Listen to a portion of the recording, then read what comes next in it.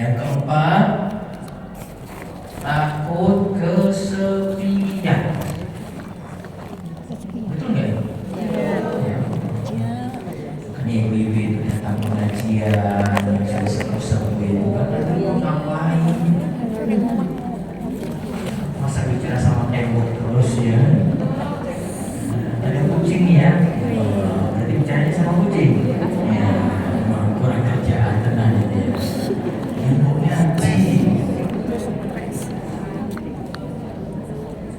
Jadi itulah yang kalau yang terakhir ini, karena kita itu makhluk sosial, gak bisa sendiri, sehingga ketika beralih ke masa tua takut sunyi, takut sepi. Nah, nanti kita akan berikan solusi-solusinya apa yang bisa dilakukan. Yang jelas, setan itu akan membisik-bisikkan kita dengan berbagai macam kekhawatiran.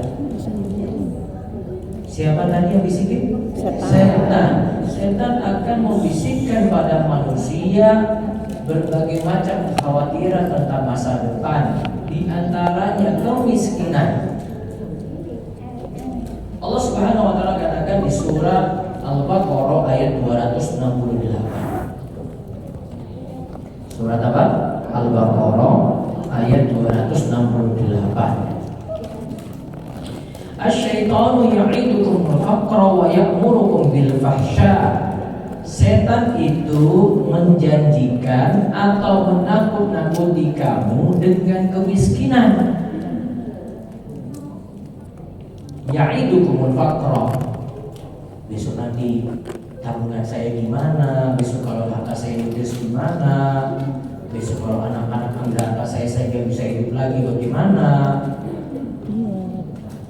Setan itu menjanjikan atau menakut-nakuti kalian dengan kemiskinan, wa ya'murukum bil fahsya, dan mengajak kalian pada perbuatan keji. Wallahu ya'idukum maghfiratan minhu wa fadla. Sedangkan Allah menjanjikan kepada kalian ampunan dan juga menjanjikan kepada kalian karunia. Allah kan yang nanggung rezeki. Betul nggak ibu-ibu?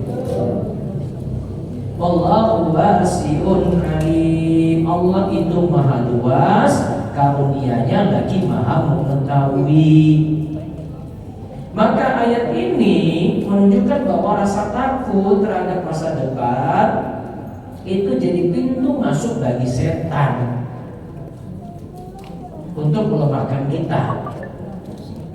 Setan masuk dengan membuat kekhawatiran seperti itu, melemahkan keyakinan kita, melemahkan tawakal, melemahkan rasa yakin kita pada Allah. Padahal rezeki Allah tanggung. Setan itu bisikan masa depan akan penuh kesulitan, harta nanti akan habis, nanti kesehatan akan hilang, kehidupan akan semakin berat, apa-apa yang naik. Betul nggak Bu? Ya. Tapi Indonesia kaya kok, emasnya banyak kok Indonesia. 74 kilo aja ya. Simpan lagi. Itu aja ada itu Indonesia. Monas saja emasnya kalah gitu. Jadi setan seperti itu membisikkan kita itu hal-hal yang mengerikan. Kalau Allah kuatkan kita, sudah Allah yang kasih kalian fadlah, karunia. Kalau memang dulu melakukan banyak kesalahan, sekarang itu mau tobat, sudah Allah kasih ampunan, sudah nggak usah khawatir, nggak usah putus asa. Makanya nggak perlu khawatir juga, besok kalau saya masuk neraka gimana? Sudah mengharap Allah, mengharap ampunan, mengharap karunia Allah, maghfirah, ampunan dari Allah Subhanahu wa Ta'ala. Dan memang, mohon maaf ibu-ibu, ya, untuk generasi tua itu yang diberi motivasi itu jangan ditakut-takutin neraka terus. Nanti nangis. Wah, siksaan kayak begini mengerikan. Pulang dari sini, sudah gak mau ngaji lagi itu. Motivasinya apa? Kasih tahu tentang surga, ampunan Allah seperti ini, surga nikmatnya kayak gini, kasih harapan-harapan. Terus yang ditakut-takutin neraka, yang kamu itu loh yang gengsi-gengsi itu ngeyel-ngeyel yang luar biasa. Yang mereka ditakut-takuti kayak gitu, yang anak muda tuh, mereka pada sadar-sadar. Nonton bola sampai jam 2 malam itu mau bertahan sampai subuh, tapi nggak sholat subuh bu. Nggak sholat subuh karena jagonya kalah, nggak akan ibadah sama sekali. Mau jagonya menang juga ya lupa juga. Kan dalam ayat tadi Al-Baqarah 268 itu motivasi pada kita agar ya, tetap berharap ampunan Allah Subhanahu wa taala dan karunia-Nya. Nah, dari ayat tadi ini ada lagi hadis yang menyebutkan bisikan setan tersebut. Imam Ibnu Katsir menyebutkan riwayatnya dari Ibnu Abi Hatim dari Abdullah bin Mas'ud radhiyallahu anhu, di mana Rasulullah sallallahu alaihi wasallam bersabda, "Inna lisyaitani lamatan bi ibni Adam." Sesungguhnya setan itu memiliki bisikan kepada hati anak Adam. Setan nantinya akan berikan bisikan-bisikan kepada manusia. Kemudian walil malaki lamatan, dan malaikat juga punya bisikan-bisikan yang sama. Berarti ada dua bu yang nanti mempengaruhi kita. Bisik kita itu ada dua. Pertama bisikan dari setan, yang kedua bisikan dari malaikat. Antara dua ini nanti dominasi kita. Mana yang menang nanti di situ. Fa'amalamatu syaitan, adapun bisikan setan, fa'iadun bisyar wa taqdimun bil haq. Bisikan setan itu, setan janjikan keburukan. Wa taqdimun bil haq, dan setan juga suruh kita mendustakan kebenaran. Jadi setan janjikan keburukan-keburukan, ngajak pada yang buruk. Kemudian setan juga mengajak pada kita untuk tidak membenarkan kebenaran. Nah itu sudah jauhi aja. Sudah kamu ambil yang ini aja. Yang diajak yang jelek-jelek, yang diajak yang buruk-buruk, yang diajak itu maksiat, yang diajak itu kekafiran, yang diajak itu kesyirikan. Itu tipenya setan. Nah sekarang bisikan kedua dari siapa tadi? Malaikat. Kalau malaikat bagaimana? Wa amalamatul malaki, adapun bisikan malaikat, fa'iadun bil khair, maka malaikat akan membisikkan pada kebaikan. Wa tasdiqun bil haq, malaikat akan ngajak pada kebaikan dan membenarkan kebenaran. Berarti kebalikan deh. Ini kebalikan. Berarti setan itu ngajak yang buruk-buruk, yang baik-baik itu malaikat. Maka setan itu akan ngajak, sudahlah yakin masa depan, sudahlah tawakal pada Allah, sudahlah banyakin doa, yakin pada Allah. Nah, itu malaikat tuh bisikannya. Faman wajada dzalika falyalam annahu minallah. Kalau dia dapati kebaikan, kok dia dominannya itu kebaikan, maka ketahuilah itu dari Allah. Allah yang bantu, Allah yang nolong, Allah yang kasih taufik, Allah yang kasih hidayah. Sehingga malaikat yang bisikan kita, Bu. Semoga kita dapat bisikan kayak gini. Falyahmadillah, pujilah Allah, karena Allah yang kasih taufik. Wa man wajada al-ukhra, sedangkan yang dapat bukan kebaikan, berarti dia diarahkan pada keburukan, dia diarahkan pada maksiat, dia dibisiki kekhawatiran masa depan, dia dibisiki, dan rezekimu nanti akan habis. Dia dibisiki, wah anakmu itu besok nanti akan durhaka. Kan seurusan sama orang nanti. Wah besok nanti keadaanmu kayak gini. Yang jelek-jelek semuanya. Maka kalau dia dapat yang jelek, falyata'awwadz billah, bacalah ta'awudz, mintalah perlindungan kepada Allah minasyaiton, dari godaan setan. Jadi kalau pikirannya itu overthinkingnya keterlaluan sampai khawatir berlebihan pada masa depan dan ibu yakin itu adalah dari setan, bacalah ta'awudz, a'udzubillahi minasyaitonir rajim. Kemudian setelah Nabi SAW menyebutkan bisikan setan dan bisikan malaikat tadi, lalu Nabi SAW itu membaca firman Allah surat Al-Baqarah ayat 268 tadi, asy-syaitanu ya'idukumul faqra wa ya'murukum bil fahsya. Setan itu menjanjikan atau menakut-nakuti kalian dengan kemiskinan dan menyuruh kalian berbuat keji. Wallahu ya'idukum maghfirah, dan Allah yang menjanjikan kalian itu ampunan minhu, dari Allah, wa fadla, dan karunia. Wallahu wasi'un alim, Allah itu yang maha luas karunia-Nya dan Allah itu yang maha mengetahui.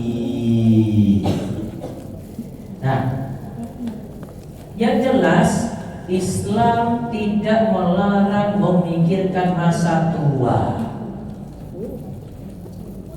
boleh memikirkan masa depan.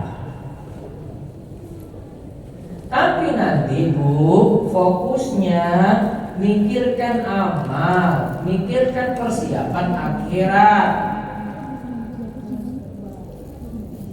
Ini kadang tambah tua malah ada yang masih mikir sawah, nanti mikir perebutan harta.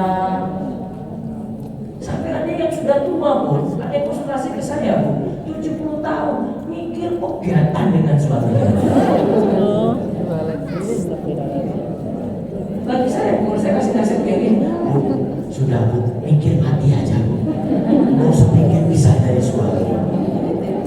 Bu, hidup mulu Bu, 70 tahun. Ada seorang bapak-bapak, dia dulu sering ngaji dengan saya, mudah-mudahan sudah meninggal. Tapi di usia dia 60, Mbak, kalau kemana-mana mau ke tempat saya, dia itu suntik terus dia, Mbak. Apalagi suntik lagi. Terus dia pernah bilang ke saya, Ustaz, setelah ini Ustaz, saya pulang, saya mau bos di pengadilan, saya mau ceraikan istri saya. Sakit-sakitan Bu, qadarullah cerai Bu, malah matinya malah sulit Bu, gak ada yang ngurus. Sakit Bu, ya Allah, coba gak cerai masih ada istrinya, walaupun istrinya ngomel terus gak apa-apa, walaupun gak sepemahaman, yang penting ada dulu pasangan Bu. Islam itu tidak melarang kita memikirkan masa tua, yang penting banyak mikir amal. Makanya dalam hadis Rasulullah SAW pernah mengatakan demikian. Dari hadis Abdurrahman bin Abi Bakr, dari ayat Abu Bakr, bahwa ada seorang yang bertanya kepada Rasulullah, ya Rasulullah, ayyun nasi khair, wahai Rasulullah, manusia mana yang terbaik? Ditanya nih, manusia terbaik seperti apa? Kemudian Nabi SAW jawab, man tala umruhu, yang panjang umurnya, wa hasuna amalu, dan baik amalnya. Jadi itu Bu, ada kalimat dua di sini Bu. Yang pertama panjang umur. Berapa tahun? Nih Ibu, berapa tahun? Mau berapa tahun? 200 saja ya, 200 tahun ya. Cuma nggak ada yang mau. Tapi ada kalimat lanjutan, wa hasuna amalu, dan baik amalnya. Terus Nabi SAW ditanya lagi, fa'ayyun nasi syarrun, manusia mana yang paling jelek? Tadi kan manusia yang terbaik. Kemudian ditanya lagi, manusia mana yang paling jelek? Kemudian dijawab, man tala umruhu wa sa'a amaluhu, yang umurnya panjang tapi amalnya jelek. Kebalikannya tadi Bu. Berarti pertanyaannya Bu, umur panjang pasti bagus Bu? Enggak. Saya mungkin di majelis yang lainnya saya pernah bawa satu kisah. Ini tentang doa seorang sahabat Sa'ad bin Abi Waqqas. Orang ini Bu sudah dijamin masuk surga. Sahabat ini sudah dijamin masuk surga Bu. Sudah dapat jaminan. Karena Nabi SAW sebut di antara 10 orang itu keluar nama Sa'ad bin Abi Waqqas. Suatu saat itu difitnah. Di antara fitnahannya, dia disebut sholatnya nggak beres, nggak benar. Kalau jadi imamnya nggak benar dia. Terus fitnahan yang kedua, dia itu bagi harta kepada orang-orang nggak adil. Ada orang baik kayak gini. Lalu saat kemudian dia tahu orang yang doakan tersebut, terus dia berdoa. Lihat doanya, doanya bagus banget. Tapi harus lengkap doanya ini, baru jadi nggak tahu doanya bagus atau tidak. Ya Allah, panjangkanlah umur dia ya Allah. Bagus Bu, bagus doa panjang umur. Tapi ada kalimat lanjutannya, ya Allah panjangkanlah umurnya biar dia terus miskin. Kalimat lanjutan Bu, ya Allah sebelum dia mati ya Allah biarkan dia tergoda dengan perempuan. Tapi doanya nggak matikan dia Bu, cuma gitu aja, panjangkan umurnya biar umurnya panjang saja. Bagus kan Bu? Tapi kan lanjutannya apa tadi? Biar dia terus miskin. Kemudian biar dia itu terfitnah dengan perempuan. Apa yang terjadi Bu? Doanya terkabul. Umurnya panjang, alisnya sampai turun Bu. Kakek-kakek berarti. Miskinnya benar nggak? Miskin Bu, susah hidupnya. Tambah satu lagi Bu, diceritakan dalam riwayat, itu benar kejadiannya. Yang cerita dalam riwayat ini cerita tentang kakek tua ini. Ketika dia sudah usia sepuh seperti itu Bu, setiap cewek-cewek yang lewat dia godanya sweet. Kakek tua Bu, simba masih nyolek gadis-gadis Bu, terfitnah dengan perempuan, terkabul doanya. Tapi kalau saat doanya bukan ya Allah matikanlah dia segera, enggak, biar aja umurnya panjang ini sudah, biar umur panjang. Maka menunjukkan bahwasanya tidak semua umur panjang itu bagus Bu.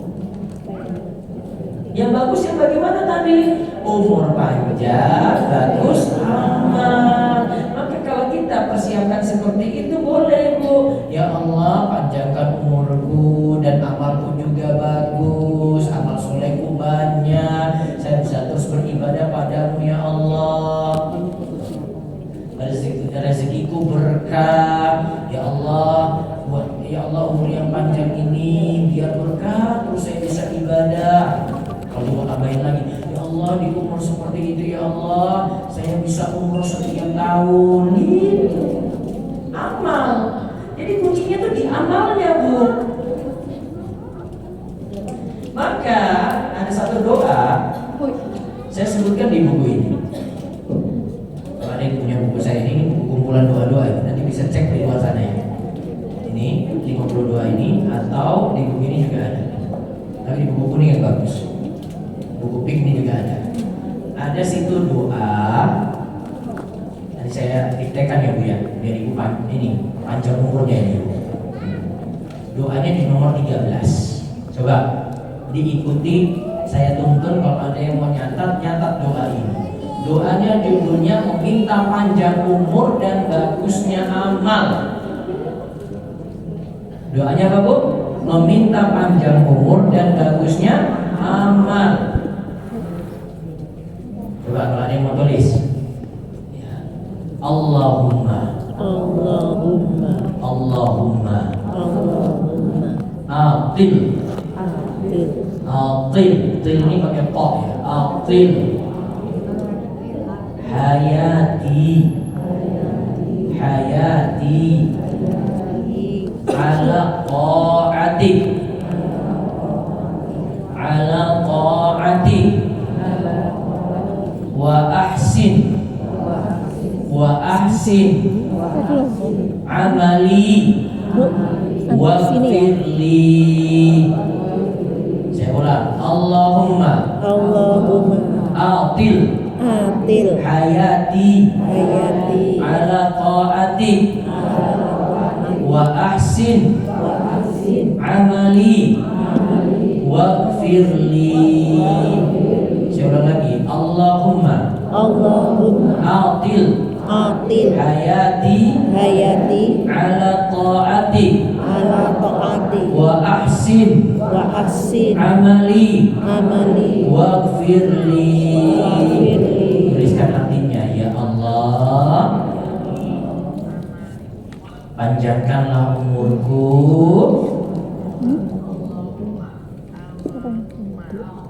dalam ketaatan. Itu sampai direkam, diulang-ulang dulu. Ya Allah, panjangkanlah umurku dalam ketaatan kepadamu. Perbaguslah amalku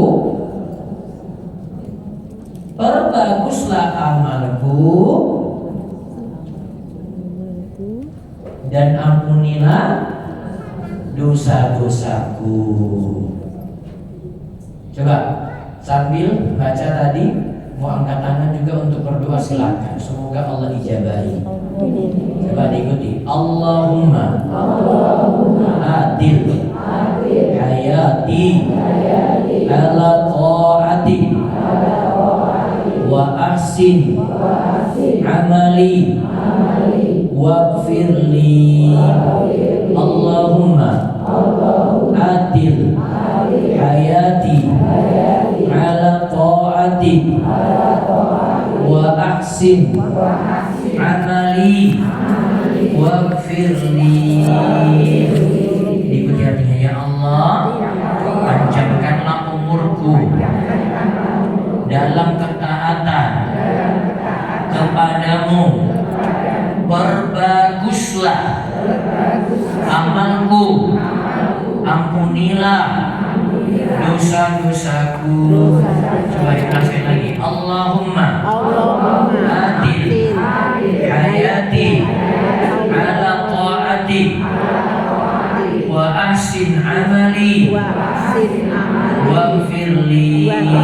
Coba sesarkan bareng-bareng. Allahumma adil hayati ala ta'ati wa ahsin amali waghfirli.